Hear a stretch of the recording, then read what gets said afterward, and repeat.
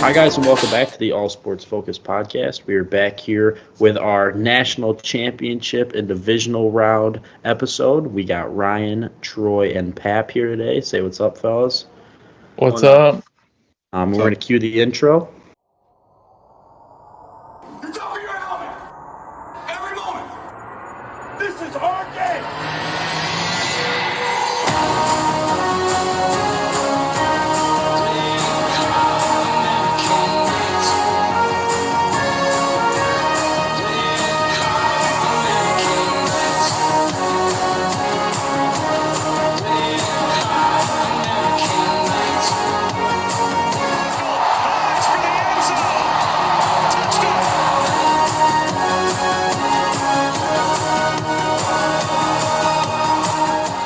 All right, so we're going to start off here talking. We're just going to hop right into the national championship here. Ohio State, Notre Dame.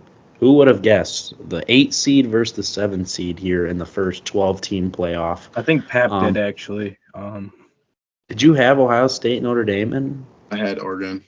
Oh, you had Oregon. Okay. You had Oregon? Oh, I thought he had. Pap and Brady's bracket, who everybody was kind of dogging on, are the two best-looking brackets right now, with at least one team in the Natty. So, Pap, you guys made it. You beat Penn State. Nice I would say comeback. I mean, you guys were losing at halftime.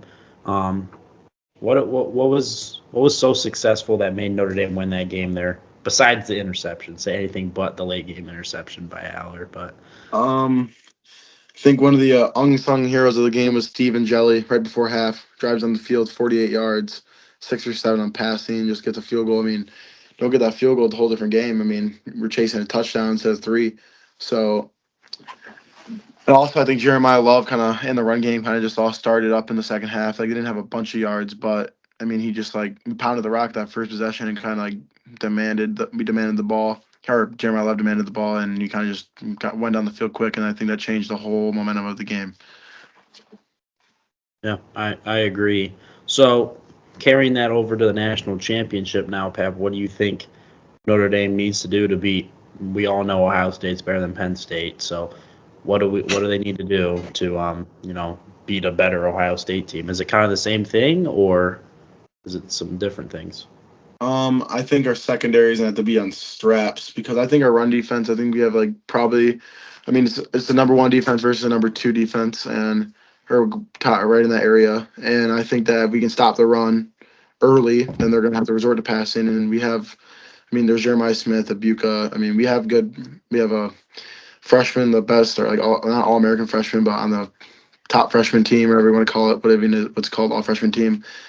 And we're facing probably the best wide receiver left, and probably top 5 after this playoff run in college football. So if we can stop him and Ibuka in that group, then I think that it would change the whole scheme of the game. He would be a top 5 pick if he was draft eligible right now.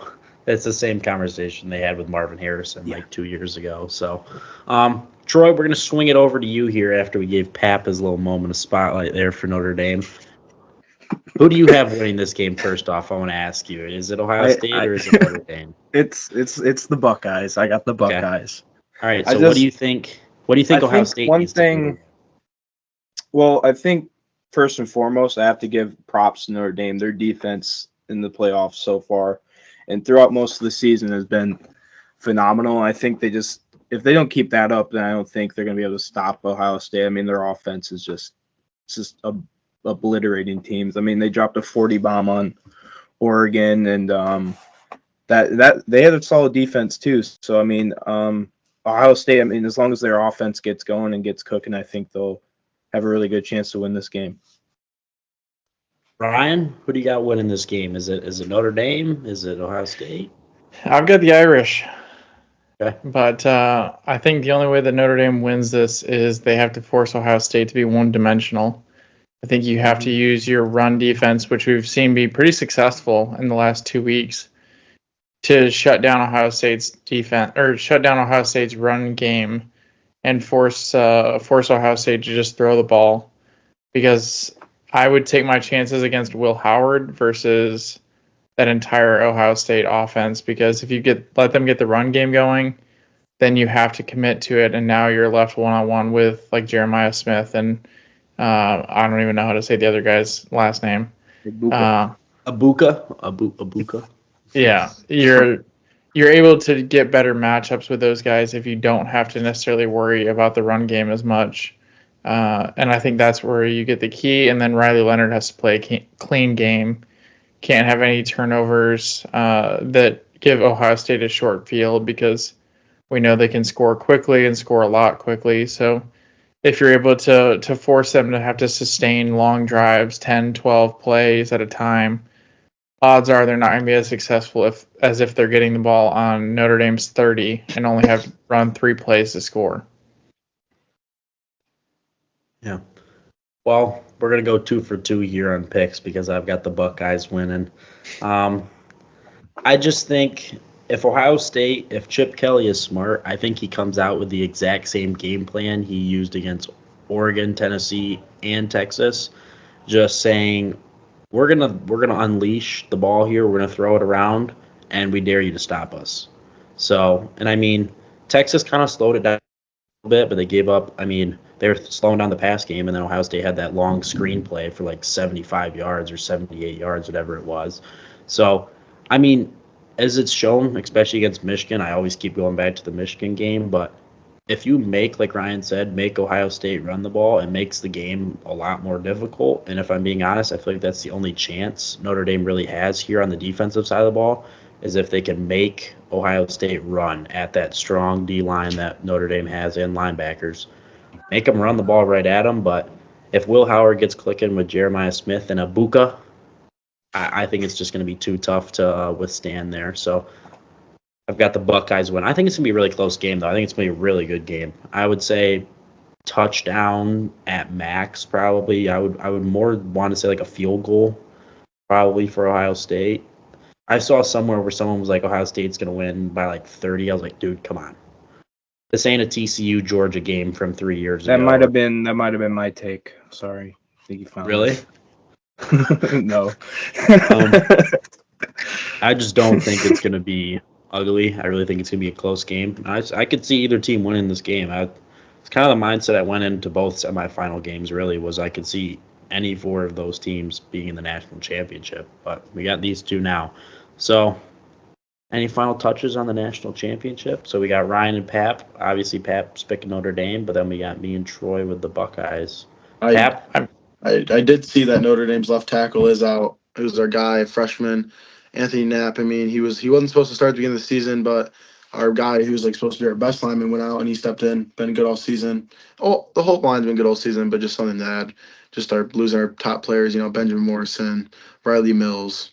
The list goes on and on, man. We're just so resilient. Getting our excuses out early, I see. So is that Jack Sawyer's side is my question. What side does he play, or does he switch? Jack Sawyer's sorry as hell, so it doesn't really matter. Wow. Okay. Wow. Okay. I mean, maybe he didn't send them to the national championship. It might have been a fumble return, but nobody's remember that when we beat him by 20. Okay. Wow. Clip that right there. Notre Dame by 20 from Pap. So, all right. With that being said, we're going to hop in here to our second annual edition of the Pap's Pick. Wow, I said that wrong. Pap's Picks. I'm just living like so what? I live a life of leisure, full of guilty pleasure. Pap, you went, what did you say, 2 for 4 last week? 50%? Yeah, I went 1 for 4.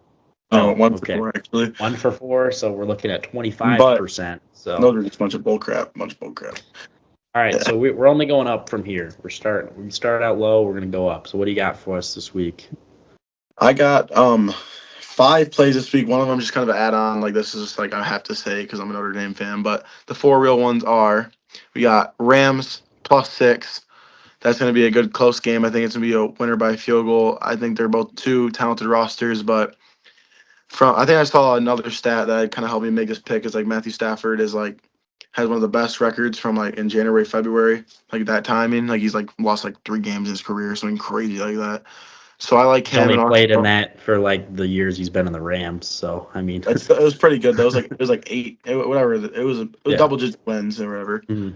And then also to add, I just think that Eagles team it might just not show up to play. And I think the Rams are going to win. And then I think Did you not pick the Pacheco- Eagles? no, I picked the Rams. Sorry, guys, pulling out the receipts here. I Pat don't- picked the Eagles. Oh, oh yeah, it's all right. It's all right. I didn't mean to make that pick, but we can leave it as how it was because Okay. it probably will happen.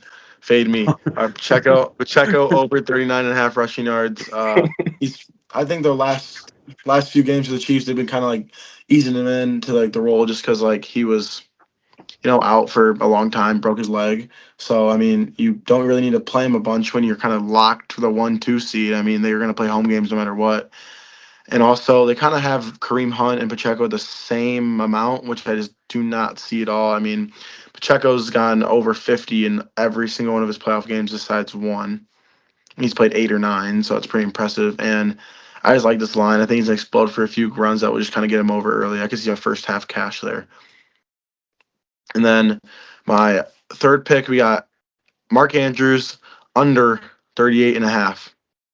He's never gone over 40, which I'm just gonna round up over 40 ever against the Bills. He's played them 4 or 5 times. I don't think he's even got over 25, if I remember looking. So I think it's a bad matchup for him. Just with obviously they're gonna try to command the ball with Derrick Henry because he had 200 yards against them earlier in the year, and I just don't think it's a good spot for him at all. My fourth one, I'm sorry, Ryan, but I do like the Ravens -1. I don't remember if I chose the Bills either, but I think I chose the Ravens. But Pulling up the receipts here, you did in fact pick the Ravens. all right, good. I just like the Ravens here. I think that they're freaking scorching hot right now, and that was, I mean, the Bills Broncos game was like one play away from still being a tight one. I mean, there's 7. It was a 7-point game when a miracle catch by Johnson in the end zone when his toe was literally a centimeter from being out.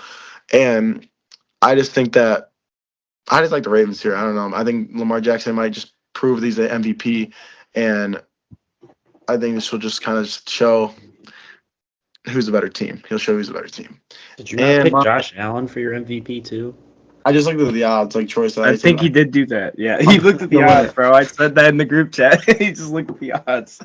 Yeah, I looked at the odds, but we all know who the real winner is there. And then my final one, Notre Dame +8.5, because obviously, if they win by 20, they're going to cover +8.5. So I had to roll with that one.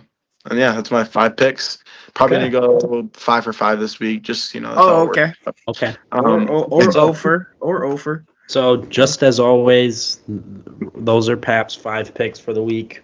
And as our disclaimer, 1-800-GAMBLER. You have to is the number. You have to put those in. You have to lock Troy, we had this conversation. Troy's probably going to put bets out there too when he does the UFC one tomorrow night. So just 1-800-GAMBLER. Okay. We are not telling you to. These are just our. No, do them. You have to. You're missing out. You're missing out. I'm just living like so what? I live a life of leisure. Full of guilty. All right. So here we go. Hopping into the Should we do a divisional. quick break first before we start NFL? Gosh. Sure. We've got to do our Beagle ad. Yeah. So, all right, we're going to do a quick break. I'm going to leave us on a question here to talk about beforehand. Okay. I mean, after the break. Who won the Matt Stafford trade? The Detroit Lions or the Los Angeles Rams? We're going to talk about that question when we get back from the break here. Put it in 5, I'll be outside, I'll be on the way. I'll be on the way, you can meet me in 5, I'll be your 9, I'll be all day. I'll be all day. Put it in 5, I'll be outside. All right, we're back here from the break, and we're going to be talking about the question I left us with. Who won the trade of the Matt Stafford trade, the Rams or the Lions? I'm going to start us out here, and I'm going to say right now the Los Angeles Rams won the trade because, yes, the Lions got Jared Goff and Jahmyr Gibbs and Sam Laporta and all those guys. But what is the number one piece is a Super Bowl. So let's say the Lions win the Super Bowl this year. This whole thing has changed because, Lions got all those players and a Super Bowl and many years to come to be good. And the Rams just had one Super Bowl 4 years ago. But I like the Rams here. I'm a Rams kind of lover at my second love. So yeah, I like the Rams. Pap, what do you think there, Mr. Lions himself? Kind of like what you said. I think if the Lions win the Super Bowl, it solidifies it. But I kind of think that this Rams team is like with Matthew Stafford and Cooper Kupp is sort of towards the tail end of like the glory years for them. So I think even if we don't win this year, we're obviously going to be in contention for a couple of years now, just because of we have a solid we have the youngest defense in the leagues and many more great rookies on offense to come. And I think that we can continue this kind of era, I guess you could say, then I think we could prove that we won the trade. Troy? I think there's a couple ways to answer this. I think obviously short term, the Rams definitely won because they got the chip already. Lions, I think over the long term, if they could win one or more, then it's obviously they will win. But I think you got to look at which quarterbacks really affected the overall team the most. And so far, I think Matthew Stafford's done the most for the team. I think you could plug a lot of different quarterbacks into Detroit, and they'd end up working out. I think the only problem was Matt Stafford never really had the pieces over there to go very far. So I really think any quarterback right now could pretty much perform with the Lions. So, Pap, I see you're giving that look, but I can't name another weapon besides Calvin Johnson that Matt Stafford ever had. I get that, but Eric Ebron. I get what you're saying. Just like players, but he went over to the Rams. He had a solid squad when they won, but he still has a probably one of the best wide receiver rooms with Puka Nacua and Cooper Kupp. I'm taking those two over basically anyone. So it's not like obviously he went over there and he had Calvin Johnson. That's one of the best receivers of all time. If he played his whole career, he could have been the best. But I don't know. It's just kind of a weird, interesting take. But like I was saying, I don't know. I think Matthew Stafford had good options anywhere, but just maybe a little better than that. Yeah. Ryan? Yeah, I think, like everybody said, you can't argue with Super Bowls. And until Detroit has one, we really can't evaluate it any other way than saying the Rams won it, because at the end of the day, the year that they won it, they said all we need is a quarterback, and they went and got a quarterback, and that same year they won the Super Bowl. So at the end of the day, they got what they were looking for out of that trade. And so once Detroit wins one, then I think we definitely reevaluate and say that the Lions were better off wholesome, but I do think that Troy is on to something in saying that the Rams as a whole are not as good of a roster as the Lions roster as a whole, just because I think you have seen the Rams lose a lot of those guys that they won the Super Bowl with. Jalen Ramsey, Von Miller, all of those guys are no longer really on the roster. Aaron Donald. So I think you now see Stafford carrying a team that besides Puka and Cooper Kupp is not as good top to bottom as the Lions are. But you also got a quarterback that's 8 years older, 7 years older than the one you traded away. So you went for a little more short-term success and wanting a Super Bowl. So yeah. All right. So hopping in here to divisional round games, and I just want to say, if we thought last weekend was good of football, I think this weekend's even better. The Saturday, Sunday, Monday stretch here, no school on Monday, at least for me. Pap, I don't know if you have school for Martin Luther King Day. So, 4 divisional round games, national championship, college basketball. I don't know what gets better than that. So starting off here, 4:30, we have the Houston Texans, who kind of shocked me in their win against the Chargers, going to Arrowhead to play the number 1 seed Kansas City Chiefs. Kansas City is an 8.5-point favorite, so And I'm going to stick with that. I like the Chiefs here. I mean, I just think, they haven't played, their stars really haven't played a game in 25 days. So, I mean, they're really healthy. It's Mahomes and Andy Reid and the playoffs, and I just think they're going to be too much for the Texans. Texans played them close a couple weeks ago, but, they had Tank Dell for the majority of that game. So, but I like the Chiefs here, and I like the Chiefs to go to the AFC Championship. I think the Chiefs are also very fortunate that the Bills and the Ravens kind of get to beat up on each other before one of the two of them has to go to Arrowhead. So, Pap, what do you got here? I like the Chiefs. Not really much of an explanation here, but I just think they're a better team, and I think that 8.5, like you said, I think it'll be comfortably around that range, 10-point game, maybe touchdown, and they'll just take care of business. All right. Troy? Yeah, it's pretty easy to take the Chiefs here. Texans are injured. Sure, they gave them a close game a while ago, but now they're pretty heavily injured. And when you think of the playoffs past 6 years, what team do you think of? You think of the Chiefs. They're just undeniable in the playoffs. Chiefs take this one pretty easily, I think. Ryan? Is Ryan picking the Texans? No, I think it'll be close, just solely because of rust. I think the Chiefs starters, having not played basically since the beginning of December. Christmas. You might... What? Christmas. In full minutes, they haven't really played since mid-December. So I think first half you see it's probably close, maybe a 10-7 halftime score or a 14-10, something like that. But then I think you start to see Kansas City kind of pull away just with Houston being injured. It's going to be tough for them to stick with the Chiefs unless they force Mahomes into a bunch of turnovers. I think that's really the only way that I could see them potentially pulling it out is if you force him into 2 or 3 interceptions or get a fumble from Pacheco or from Kareem Hunt and you get a short field. But you're going to need a pretty good miracle, I think, to win this one if you're Houston.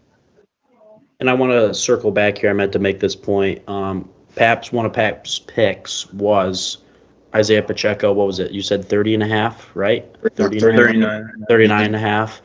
I think the Texans edge rushers are going to be trying to get home to Mahomes so much to get sacks because the Chiefs tackles are weak that's just going to open up running lanes for Pacheco. So I think Pacheco will smash that line. And I think an underrated factor here will be Isaiah Pacheco and the screen game for the Chiefs because I just think the Texans are going to try and sack Mahomes and get pressure on him that they're just going to beat him. It's Andy Reid, man. If it hasn't shown in back-to-back Super Bowls, he'll find a way to win. So, all right. I think this game is a perfect example of why the NFL needs to get rid of the division winners being the top 4. Yeah. Because you can't tell me that Houston's the 4th best team in the AFC. Hey, the past, I think it's 4 years. I think the AFC hasn't had a wild card team win. So, just want to put that out there. I think one thing I got to say, though, the Chargers were looking good the whole regular season, and then Justin Herbert did what he always does and poops out in the playoffs. He threw more interceptions in that game than he had all year, so it's kind of like, did the Texans actually, deserve to get here, or was Justin Herbert just playing like playoff Herbert? And also 2 through the wide receiver's hands, so that's just terrible gameplay. Obviously they're interceptions. I agree with that, but sure. That's terrible.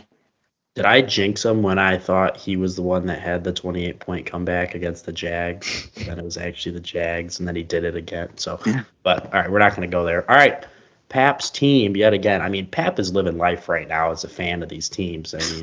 God, I could only wish, right, Troy? Okay. Come on, man. Pap's 2 favorite teams, as he likes to say in the group chat here, Commanders visiting the Detroit Lions. Let me pull up the spread. 9.5 in favor of the Lions. What a miracle run here for the Commanders. Nobody expected them to win 12 games. Nobody expected them to win a playoff game. I'm pretty sure I said some stuff like that in the beginning of the year, but, whatever. Okay. All right. Troy said it, and Pap said it. Sorry, there's 2 people that said it. But, they went in Tampa Bay, beat Baker Mayfield and the Bucs. The Detroit's kind of struggled with mobile quarterbacks this year, though. I will say that. They struggled against Josh Allen, but that is Josh Allen. I'm not comparing Josh Allen to Jane Daniels. But, so, Pap, I'm going to start with you. Obviously, you're picking the Lions, but like the questions I asked you for Notre Dame, what does Detroit need to do to shut down Jane Daniels and win this game? I think they need to crush him. Every time they get a chance, they need to make his skull cave in. Wow. And Okay. I love the guy, but I want him to be breathless by the end of the night. I mean, every time you get a chance, just all night long. And then when Brian Robinson gets the chance, hit him as hard as you can. And we're going to scare this little rookie, and we're going to show him why we're the best team in the league. Okay. That's about it. All right. Troy? I mean, I got the that Lions up, too, but I mean, I think it's gonna be a lot closer game though. I think than what people think. I think this defense for the Lions is obviously injured. We've known that for a while. They have picked up a couple pieces that have helped out, but Jane Daniels in that Commanders offense last week was looking pretty good, I will say. So I think it's going to be kind of difficult to shut down Jane Daniels. He's very versatile, obviously. So I think Lions will probably take it, but I could definitely see the Commanders taking this one. Ryan? Yeah, I think if you're Detroit, you just have to keep Jane Daniels in the pocket. That's the biggest thing. Pilot agrees. You can't let him get outside and beat you throwing on the run. With the weapons that he has, Terry McLaurin's great at getting open downfield, and Brian Robinson as well. So, and then Eckler, you can always count on him. I saw the thing like the Commanders were like the 30th worst run offense or whatever, and we might just kill them on that too. That's what you think. So, or run defense. I have Detroit winning. winning. I think that they win by a touchdown or 10 points. Jane Daniels is young. I expect him to make a mistake or two and a turnover. Dan Campbell's gonna be aggressive, and I think he takes advantage of a rookie quarterback and pulls one out here at Ford Field. Okay. I'm gonna go a little different avenue here. I'm picking the Lions, but I think it's really gonna come down to the Commanders' defense being able to stop Detroit's offense. Because I think Montgomery is playing, right, for the Lions? Yeah.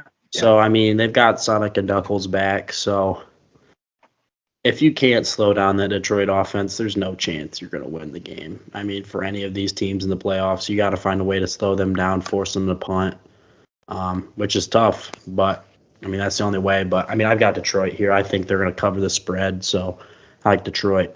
All right, hopping into Sunday games now. Rams-Eagles.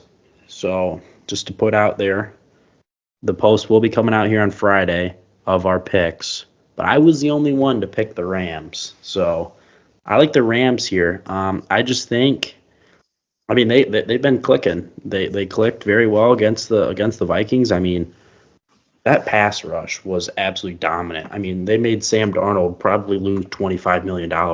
And the Lions and the Rams made Sam Darnold lose $25 million a year. I just want to put that out there. So, but I just think the Rams, if they can get pressure on Jalen Hurts, and as well as give Kyren Williams the rock, Notre Dame legend, right, Pap? Give him the rock, let him do his thing, and really set up that play-action game that Sean McVay loves.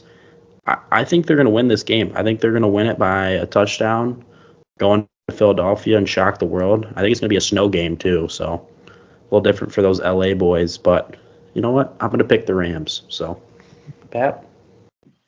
Yeah, earlier in the week, right around Monday, when you asked for those picks, I was like, I like the Eagles here. But the more I've been on Instagram, the more I've been on X, I'm like, I love this Rams team.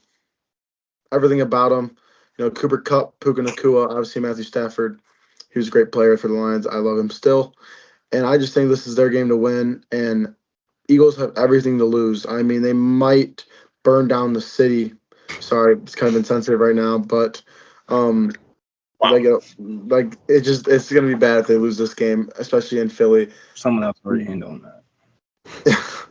But I just like the Rams here. I don't really have any explanation, but like a gut feeling almost. I don't know. This is their game.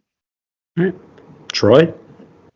I got the Eagles just because when you look at the standings, every single winning team has positive net points, right? Except for the Rams. They're negative 19 right now on net points, and I think their defense. They've been playing decently enough here in this past little stretch, but I don't think they're not stopping Saquon. And then when you toss in Devonta and AJ Brown in the mix, I just don't see them being stopped. I mean, it's going to come down to the Eagles' offense just tearing apart that defense, and I think obviously that Rams' offense has been clicking, but I don't think it's going to be enough to stop Philadelphia.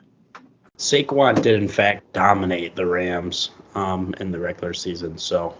But they can stop Saquon. Ryan?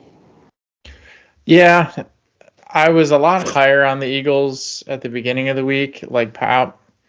I think I'm still riding with the Eagles. I mean, obviously I can't change it because we've already submitted our picks, but you can change it if you want. Now, overall, I still like the Eagles. I think Saquon is going to be more consistent and is going to give you a better game than the Rams defense does. And I like a running back like him that can catch and run in a close game where you need to run out clock. I trust that he can get you first downs to close out a game. So I think this one's super close. I think it ends up a field goal, either with Philadelphia being up by a field goal and they run out the clock, or they kick a field goal at the end. But this one's going to be super close, but I think Philadelphia ends up getting in the end. I'm just rooting for a Matt Stafford Detroit Lions conference championship in Detroit because that would be absolute madness. If you thought the last year's playoff game was madness, imagine the Lions trip to the Super Bowl on the line. So, all right, Sunday Night Football, game of the year, honestly, if we want to go that far. The Buffalo Bills will be hosting the Baltimore Ravens, the battle of the MVP frontrunners, Josh Allen and Lamar Jackson. This is going to be one hell of a game. I mean, it was probably, week 4 or something like that when they played the regular season. So, I mean, two completely different teams. Take me a couple tries to get that out. But it's going to be one hell of a game. But I like the Buffalo Bills here. I think Josh Allen, they start out a little slow against the Broncos, but then, I mean, they kind of put them in their place. So if Josh Allen is able to distribute the ball and use his legs like he knows how, like he did against the Lions, like he did against the Rams, like teams like that, I just think it's going to be too much to stop because I trust Buffalo's defense the way they've been playing the last couple of weeks to get some key stops against Lamar and against Derrick Henry that I think that's going to win them the game. I don't think it's going to be Josh Allen that wins this game for Buffalo. I think it's going to be their defense. So I like the Bills to go play Kansas City in the conference championship. Pat? I like the Ravens here. I just think it's going to come down to Derrick Henry being able to dominate this Bills defense, and if he can't dominate, and I mean he has to have a pretty solid game to win this, then they're going to be in trouble because Lamar Jackson can't do everything and run around against his defense. It's a great defense, and I think Josh Allen will have like you said, a solid game. He doesn't have to play out of his mind because if this Bills defense shows up, then this could just be the Bills game, and they can beat up on this team if they want to, but it could be a field goal game, and I could see a touchdown, maybe a 2-touchdown game if one of the team's defenses don't play because how high-powered these offenses are behind their quarterback. Troy, we'll leave Ryan for last to let him get his spew in. So, well, we already know I'm taking the Bills because Josh Allen MVP. Background. He's gonna show why. He's gonna show why tonight. Well, not tonight, on Sunday. He's gonna show. But no, yeah, I agree with Pap on the defense take. I really think Buffalo's defense is going to have to stand out here to stop that running game because, I mean, when you got Derrick Henry in the backfield plus a very, very mobile quarterback and Lamar Jackson, it's not going to be, an easy job, especially when he's been passing a lot this year, which proven doubters wrong. Didn't think he'd do that, but he can apparently. So yeah, I think the Bills take it once again. Very possibly close game, possibly not. Really just depends on the defense. And I also am pretty surprised with how well the Bills defense has been doing as of late, considering how many times they've just had to win because they were just throwing points on the board, like incredibly high, like Josh Allen had 6 touchdowns or whatever. But yeah, I think Bills take it. Could be one score, could be multiple scores in between them, but I got the Bills either way. All right, Ryan, let's hear it. I think everybody kind of knew this game was coming in the playoffs. It was going to end up one way or the other. The two of them were going to play each other, and this is really the first year that I would say Josh Allen doesn't have to win in spite of his defense, because we look at back the past couple of years, more often than not, he's been playing from behind the entire game. He's been having to be Superman all of these games. I mean, arguably he has the best, or very, very close to the best playoff stats over the past 5 or 6 years as far as passer rating, pass yards, touchdowns, rushing touchdowns. So he's always consistently performed. It's just been he never had the defense. It was kind of the Joe Burrow effect in a sense. And now I think he finally has a defense, and he finally has a consistent running back in James Cook, who's grown into being able to play. I mean, he tied for the league lead in rushing touchdowns as a running back for the regular season. So, plus, I think if you look back to this Week 4 matchup and everybody says, oh, Derrick Henry ran all over the Buffalo defense, well, you got to look at who was inactive. Both starting middle linebackers, Matt Milano and Terrell Bernard, were out that game. Taylor Rapp was out that game. And Taron Johnson was also out that game. Or Taylor Rapp got hurt early on in the game.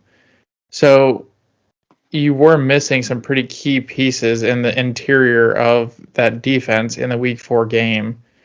And I think that looks very, very different if you don't have Derrick Henry go for 200, which I really don't think he will, especially in Buffalo against a defense that is arguably probably the most healthy of the remaining teams in the playoffs, in all honesty. So I do think this ends up being no more than a 10-point game at most. I think this will be close just because Lamar is a very talented quarterback, and he's got a ton of weapons on his offense. But I think Buffalo gets one turnover. They make one play on an interception or a fumble that because what's the one criticism with Lamar? It's that in the same way that Josh Allen has had criticism for years, he tries to do too much sometimes. And I think Buffalo gets him into a position where he's trying to do too much on a play and throws a pick or has a fumble out running on the edge. That turns the tide of this game, and that's the difference in this game is one turnover. Yeah. I think it should be a very good game. I'm glad they put that game as a Sunday night game, because I think that'll be the best game of the weekend. So, all right, with that being said, that is going to wrap up the divisional round in the national championship podcast here. We are going to be talking conference championship and the coaching cycle next week. We move that up because those are just quickly coming more into shape. So yeah, go check out the Instagram, the merch site, the Spotify, the YouTube, the everything. Can't say TikTok because it's probably getting banned. So yeah, Beagle Golf code ASF15. Go use that. Go get yourself some merch. And the Mardi Gras logo, brand new logo of ours, will be dropping here, or it already is dropped. I don't know. Ryan's the merch guy. So go check that out. The commercial will be placed here at the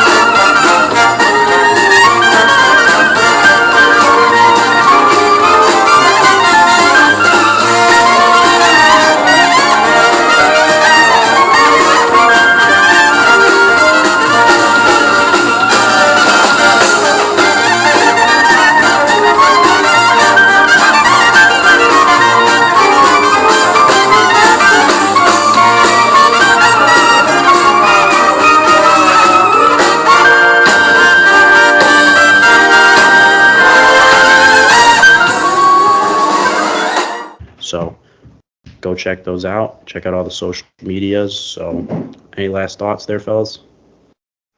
Go Bills, baby. Go Irish and Lions. Yeah, I was Go going to say Irish, both too. teams. Troy, we got nothing going this weekend. Go Kentucky basketball is all I got to say. About all I got this weekend. So North Carolina right. sucks. too. UNC is going to make a comeback. They're making the tournament this year, bro. yeah, not happening. Okay. Last They're thought, making Troy. the community college tournament. Troy will be recording the UFC podcast here tomorrow, so expect both of those. So, all right. So we appreciate you guys as always, and we'll see you guys next week.